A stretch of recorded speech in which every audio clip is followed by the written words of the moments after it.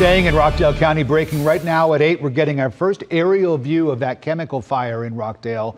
This is a look from about an hour ago at that huge plume that's over the biolab in Conyers. This morning, Rockdale County officials issuing a new shelter-in-place warning.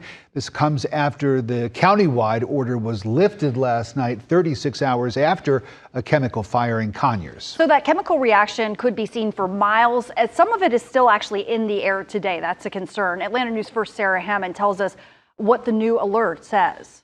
County officials sent out a new alert this morning saying this chemical cloud is still blowing over the county. They say if you see it blowing over where you are, if you see haze around you, smell chlorine, they are asking you to shelter in place until it moves away from where you are. So they're just asking you to keep an eye on the sky today. This new alert comes just hours after the Environmental Protection Agency said the air and water in the area are safe despite detecting chlorine in the air. Authorities say the sprinkler system inside BioLab sprayed water on a chemical inside of the facility Sunday morning and created a chemical reaction, causing that huge plume to billow in the air.